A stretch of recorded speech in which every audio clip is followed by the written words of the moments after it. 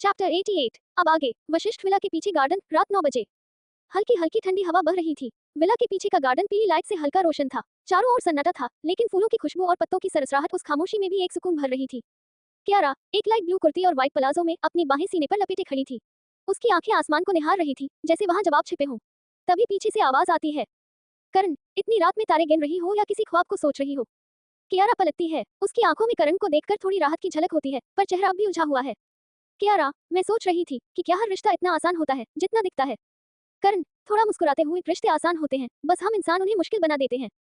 कियारा कुछ कदम आगे बढ़ाती है और एक बेंच पर बैठ जाती है। करण भी बगल में बैठ जाता है। कियारा, धीरे धीरे, मुझे डर लगता है करण कि कहीं मैं तुम्हारे साथ वो सब ना खो दूं जो मेरे पास अभी है।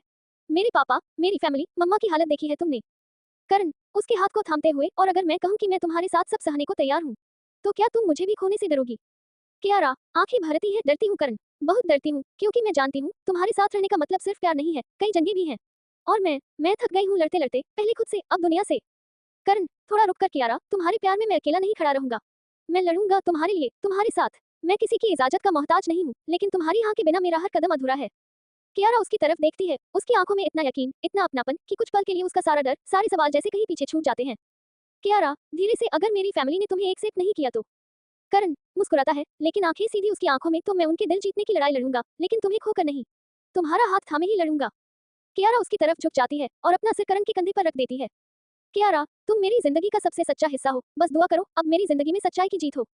करण उसका हाथ और कसकर थाम लेता है। करण, जहां तुम हो वही मेरी जीत है। सर्द हवा के झोंकों के बीच विवान छत की रेलिंग से टिककर खड़ा था। उसकी आंखें नीचे गार्डन में बैठे दो चेहरों को निहार रही थी, कियारा और करण। कियारा का चेहरा हल्की सी मुस्कान में सजा था। उसकी आंखों में एक चमक थी जिसे भाई होने के नाते विवान पहचान गया था। करण की आंखों में जो भरोसा और अपनापन था, वो भी उससे छुपा नहीं था। विवान ने गहरी सांस ली। उसकी बहन बड़ी हो गई थी और शायद किसी से दिल भी लगा बैठी थी। लेकिन अफसोस, कियारा ने अब तक उससे कुछ कहा नहीं था। विवान मन ही मन बुदबुदाया, काश तुम मुझसे बात करती कियारा, मैं तुम्हारा भाई हूँ, तुम्हारा दुश्मन नहीं। वो छत से मुड़कर धीरे धीरे सीढ़ियां उतरने लगा। सोच में डूबा, लेकिन एक अलग ही ठहराव था उसके चेहरे पर। निया का रूम। निया लिविंग स्पेस के एक कोने में बैठे लैपटॉप पर काम कर रही थी। आंखों पर चश्मा था और गोद में फैले कुछ डॉक्यूमेंट्स। चेहरे पर थकावट थी, लेकिन नजरें स्क्रीन पर टिकी थी। विवान चुपचाप अंदर आया और उसके बगल में बैठ गया। उसने कोई शब्द नहीं कहा, बस निया को साइड हक कर लिया। निया चौंकी, फिर मुस्कुरा दी। क्या हुआ, इतना इमोशनल क्यों लग रहे हो? विवान धीरे उसकी आंखों में देखते हुए, कल अरन से मिलने चले गए, उसकी उंगलियों ने आज हल्की मूवमेंट की। निया की आंखें चमक उठी। वो तुरंत अपना लैपटॉप बंद कर देती है और उसकी ओर मुड़ती है।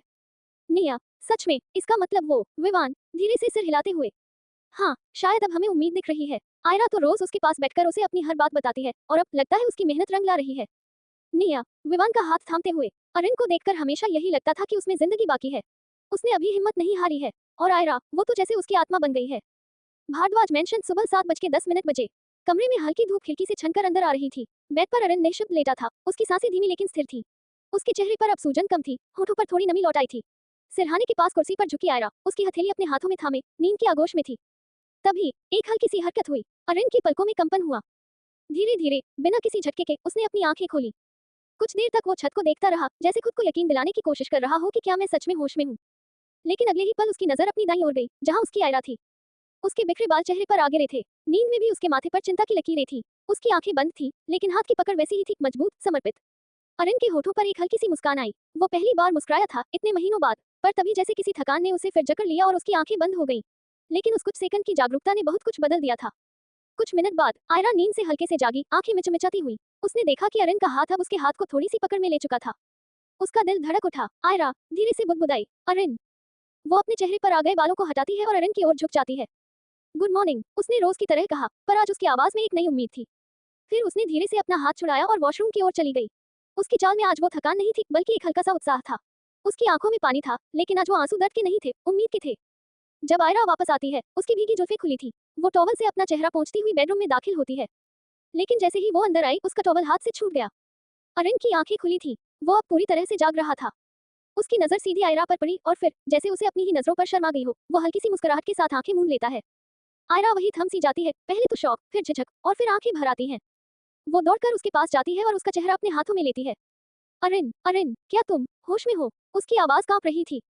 अरन बहुत धीमे से आंखें खोलता है और सिर्फ एक शब्द कहता है, आयरा। बस इतना सुनना ही काफी था आयरा के लिए। उसने अरन को बाहों में भर लिया, रोते हुए, हंसते हुए, अपने दिल की हर पीड़ा उस एक पल में बहा दी। चैप्टर 89। आयरा अभी भी अरन की बाहों में झुकी हुई थी। उसके आंसू थमने का नाम नहीं ले रहे थे। वो बार बार अरन के चेहरे को छूकर यकीन कर रही थी कि यह सपना नहीं है, अरन वापस आ गया है। अरन की आवाज कमजोर थी, लेकिन उसका स्पर्श आयरा के लिए दुनिया की सबसे बड़ी तसल्ली बन चुका था। मैं ठीक हूँ, अरन ने धीमे से पूछा। हाँ बिल्कुल, अब सब ठीक हो जाएगा, आयरा ने उसका माथा चूमते हुए कहा और फिर जल्दी से उसका तकिया सेट कर फोन उठाया। उसने कांपते हाथों से पहला कॉल राघव को किया। नीचे डाइनिंग हॉल। राघव, आर्यन, आरवी और आरव सभी डाइनिंग टेबल पर बैठे थे। तभी राघव का फोन बजता है। स्क्रीन पर आयरा का नाम देख वो थोड़ा चौंकते हैं। राघव फोन उठाते हुए, हाँ आयरा बेटा, सब ठीक है ना? लेकिन आयरा की आवाज में जो खुशी थी वो राघव को एक पल को चुप कर देती है।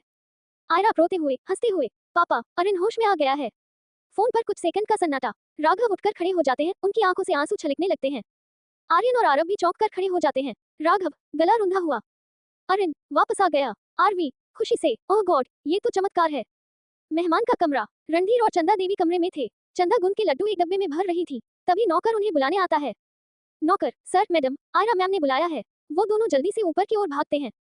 जैसे ही वो कमरे में दाखिल होते हैं, उन्हें आयरा दिखाई देती है, आंखों में आंसू लेकिन होठों पर मुस्कान। आयरा धीरे से, माँ, बाऊजी, अरन होश में आ गया है। रणधीर धीरे धीरे चलकर अरन के पास पहुंचते हैं, उसकी आंखों में देखकर कहते हैं, बेटा, तूने हमारा भरोसा नहीं तोड़ा। मेंशन का मुख्य हॉल। सुबह का तीसरा पहर, लगभग 11:30 बजे। मेंशन की सीढ़ियों पर धूप की रेखाएं कुछ इस तरह बिखरी थी जैसे किसी नई शुरुआत की आहट दे रही हूँ।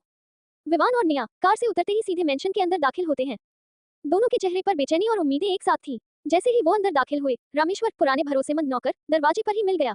उसने नम आंखों से मुस्कुराते हुए कहा, अरन बाबूजी होश में आ गए हैं साहब। विवान और निया दोनों एक पल को वहीं ठिठक जाते हैं। विवान ने निया का हाथ थामा और कहा, चलो अपने भाई से मिलते हैं। अरन का कमरा, जहां सब पहले से मौजूद थे। कमरा हल्की धूप और भावनाओं से भरा था। अरन के पलंग के चारों ओर राघव उसके हाथ पर हाथ रखे खड़े थे। चंदा और रणधीर थोड़ा दूर बैठे थे। आरवी, आर्यन, आरव और समर्थ कमरे में एक कोने में खड़े थे। और उसके सबसे करीब आयरा, जो अब तक उसकी कुर्सी के पास बैठी थी, उसकी उंगली थामे। तभी दरवाजा खुलता है। विवान और निया धीमे कदमों से अंदर आते हैं। जैसे ही अरन की निगाह विवान पर पड़ती है, उसकी आंखों में हल्की चमक आ जाती है। विवान तेजी से उसके पास पहुंचता है, अरन के सामने पांवों के बल बैठ जाता है। विवान गले से रुंधी आवाज में, तू लौट आया भाई, तुझे पता भी है हम सब ने तेरा कितना इंतजार किया है। अरन की पलकों के कोने से एक आंसू बह निकलता है। निया, जो अब तक पीछे खड़ी थी, आगे आती है और आयरा के पीछे खड़ी होकर उसके कंधे पर हाथ रखती है। निया, अब सब अच्छा होगा, अरन जीजू वापस आ गया है। आयरा उसे देखकर हल्के से मुस्कुराती है, लेकिन उसकी आंखें नम होती हैं, जैसे किसी ने उसकी रुकी हुई सांसें लौटा दी हों। आर्यन, आरव और विवान अरन के आसपास खड़े थे, एक दूसरे की ओर देखकर बस एक साथ चुपचाप खड़े रहना, यही उनके रिश्ते की गहराई थी। कोई शब्द नहीं, कोई शोर नहीं, बस एक एहसास था कि उनका भाई लौट आया है। समर्थ कमरे के दरवाजे पर खड़ा सब कुछ देख रहा था। उसके चेहरे पर एक सुकून था। वह कुछ पल कमरे में ठहरता है और फिर बाहर निकल जाता है। अरन धीरे धीरे अपना हाथ बढ़ाता है और आयरा के पेट पर रख देता है। अरन धीरे से फुसफुसाते हुए, ये हमारा बच्चा है। आयरा रोती हुई हंसती है। हाँ, और वो अपने पापा को बहुत मिस करता था। चैप्टर 90। अब आगे। कुछ दिन बाद अरन अब पूरी तरह ठीक हो चुका था। वशिष्ठ मेंशन, मुंबई। समय दोपहर का तीसरा पहर। कमरे में गंभीर सन्नाटा था। सूरज की रोशनी हल्के पर्दों से छनकर अंदर आ रही थी। एक बड़ा महोगनी वुड का टेबल, उसके सामने विराज बैठे थे। चेहरे पर हैरानी और चोट खाई हुई उम्मीद की परतें। उनके सामने शांत लेकिन दृढ़ होकर अरन बैठा था, आयरा उसके बगल में, उसका हाथ थामे। अरन टेबल पर एक फाइल रखते हुए बोला, इसमें लिखा है कि आपकी संपत्ति, आपकी कंपनी या आपके नाम से जुड़े किसी भी संसाधन से मेरा, मेरी पत्नी या मेरे आने वाले बच्चे का कोई लेना देना नहीं होगा। विराज, जो उस पल तक चुप थे, अचानक जैसे फट पड़े। ये क्या कर रहे हो तुम अरन? ये कैसी बातें हैं? तुम जानते भी हो तुम किससे बात कर रहे हो? ये सब क्या है? तुम मेरे बड़े बेटे हो। अरन ने एक गहरी सांस ली। उसकी आंखों में कोई गुस्सा नहीं था, बस एक थकी हुई आत्मा का स्पष्ट फैसला। मैं जानता हूँ, मैं अपने पिता से बात कर रहा हूँ। उस पिता से जिसे मेरे बारे में कुछ नहीं पता था, उसके पीछे का कारण जो भी हो, लेकिन मैं अपने परिवार के साथ खुशी खुशी शांति से रहना चाहता हूँ। विराज खुद को संयमित करते हुए आरजू की ओर देखते हैं, जो व्हीलचेयर पर बैठी कुछ कहना चाह रही थी, पर शब्दों की डोरब उसके साथ नहीं थी। उसकी आंखों से आंसू छलक पड़े। विराज जैसे डगमगाए। तुम्हें क्या लगता है बेटा, मैं अब भी वो इंसान हूँ? मुझे सच में तुम्हारे होने का अस्तित्व का एहसास नहीं था, लेकिन तुम मेरे बड़े बेटे हो, ये तुम्हारा हक है। क्या तुम नहीं देख रहे कि आरजू के साथ क्या हुआ और मैं कैसे टूटा हूँ? अरन की आंखें भर आई, लेकिन स्वर अब भी शांत था। इसलिए तो मैं अपनी नई शुरुआत आपकी छांव से नहीं, अपनी मेहनत की धूप से करना चाहता हूँ मिस्टर वशिष्ठ। मैं आपको माफ करता हूँ, लेकिन खुद को दोबारा खोना नहीं चाहता। कमरे में एक सन्नाटा छा गया। आयरा ने दस्तखत की हुई फाइल उठाई और विराज के सामने रख दी। फिर बेहद आदर के साथ बोली, पापा, हम आपके शुक्रगुजार रहेंगे कि आपने अरन को जन्म दिया, लेकिन अब हमें जीने दीजिए। अरन को फिर से वैसे देखने की हिम्मत नहीं है मुझ में। उद्धरण चिन्ह। विराज पहली बार इतने वर्षों में कमजोर दिखे। उन्होंने वो फाइल नहीं देखी, बस आरजू की ओर देखा और फिर खाली नजरों से छत को। विराज का सिर झुक गया। आरजू, जो अभी कुछ कह नहीं पा रही थी, उसकी आंखों से आंसू लगातार बह रहे थे। वो सब सच कहना चाहती थी, अरन को उसका हक देना चाहती थी। आरजू बहुत कुछ कहना चाहती थी, अपने पिता की गलती की माफी मांगना चाहती थी, लेकिन वो खुद इस हालत में नहीं थी कि चाहकर भी कुछ बोल नहीं पा रही थी। अरिन बिना कुछ कहे आयरा का हाथ थामकर वहां से उठ खड़ा होता है। दोनों धीरे धीरे उस मेंशन से बाहर चले जाते हैं, एक पुराने रिश्ते को पीछे छोड़कर एक नई जिंदगी की ओर। भारद्वाज मेंशन का बाहर का हिस्सा धूप में नहाया हुआ लेकिन मन भारी। अरिन, आयरा, चंदा, रणधीर चौधरी, राज और करण सभी कार के पास खड़े थे। बगल में 2 बड़ी सूटकेस रखी थी। आयरा हल्के रंग की सूती साड़ी में शांत सी खड़ी थी, लेकिन उसकी आंखों में तसल्ली और थोड़ा डर भी था। अरिन ब्लैक शर्ट में अब पहले से ज्यादा स्वस्थ लग रहा था, लेकिन उसकी आंखें अब भी बहुत कुछ बयां करती थी।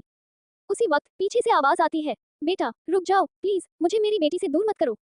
सब पलटकर देखते हैं। राघव भारद्वाज भावनाओं से भरे हुए कदम कदम चलकर सामने आते हैं। उनका चेहरा अब वैसा कठोर नहीं जैसा वो सालों से दिखाते आए थे। आज एक बेजार पिता उनके अंदर से बाहर आ गया था।